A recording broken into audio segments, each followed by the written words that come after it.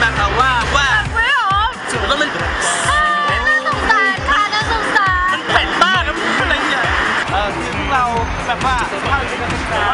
มีสัตว์เล่นร่อนเยอะนะฮะขาดการดูแลต้องอยู่มาอย่างน่าลำบากแล้วก็จะช่วยเหลือในการ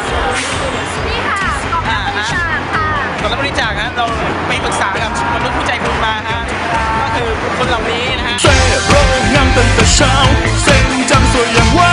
คิดแล้วมันเสลอทราบว่าถึงเจอโพดยามคำก็ปิดแล้วกินได้ก็แต่ห้าวคิดลูกทำเป็นอิ่มพอที่สลิมตายมาเที่ยวกับเธอไม่เจอสักอย่างไม่เคยต้องวัดดวงเลยออกมาสร้างกับเธอแม้ว่าสังคมเราทุกวันนี้ฮะอาจจะเห็นว่ามีอะไรอะทุกวันนี้เป็นไงอะว่าไม่ค่อยมีน้ำใจการใช้ก็อยากให้มีใจบุญทานมีน้ำใจกันบ้างนะครับเพราะว่าสังคมโลกเราก็เกิดมาด้วยการมีชีวิตจิตใจเหมือนกันครับตั้งเข้าใจดีครับสัตว์พิการก็น่าสงสารนะครับก็เกิดมาก็พิการตั้งแต่เด็กผมก็สงสารมากครับผมก็เลยปล่อยตัวเป็นอย่างเงี้ยครับผมกลับมาเข้าเรื่องนะจะบอกว่าอาจจะเห็นว่าสังคมอย่างนี้มันย่ำแย่ใช่ไหมแต่ว่าเรามาทำวันนี้นะว่าไม่เห็นว่ามีคนที่มีน้ำใจอยู่มากมายในสังคมเรานะเราอย่างมามีคนมาบริจาคอย่างเป็นอาสาในคนเดียวจบครับ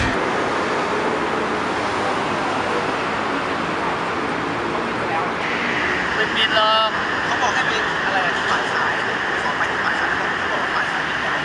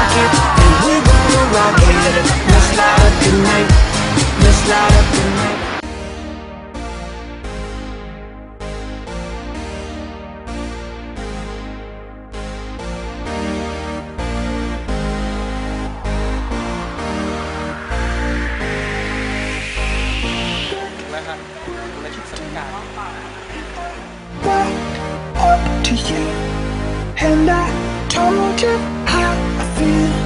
about you now. And what would you say if I took your breath away? And I loved you. นี่คือสถานที่เขาเก็บพวกหมาที่ป่วยเป็นโรค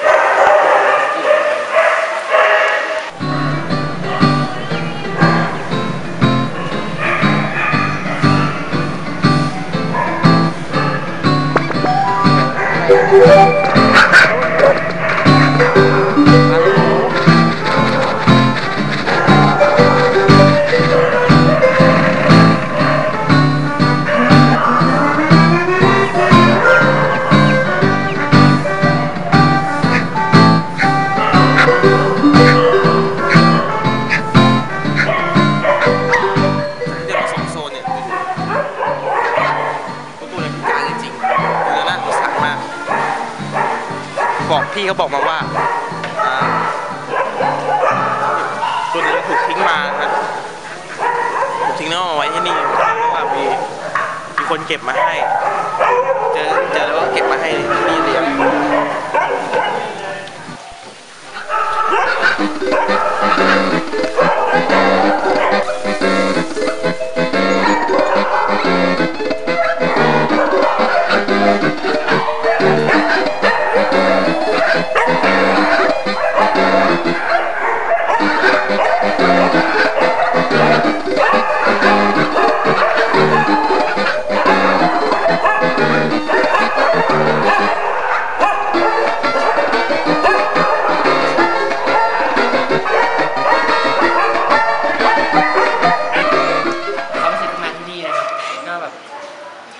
ว่าหมาทุกตัวนี้ก็การความรักกับคน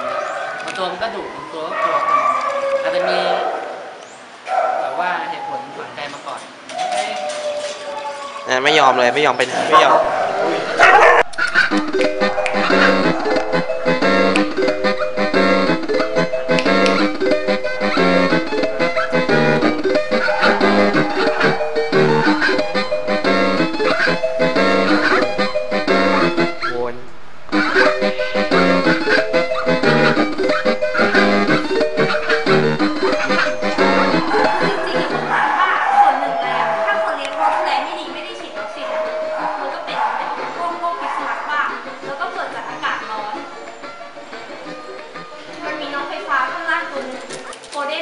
เสียไปแล้วจะมีลูกติดที่ผนังทางในกระดานไม้ฝั่งนู้นอ่ะตัวนั้นน่ะอากาศร้อนแล้วเขาช็อกแล้วก็ใช่ส่งโรงพยาบาลเขาก็ไม่หายแล้วขาหลังเขาอ่อนแรงเวลาเขาเดินหนึ่งขาเขาจะชิบออกแต่ว่าขาหน้าเขาใช้การได้อยู่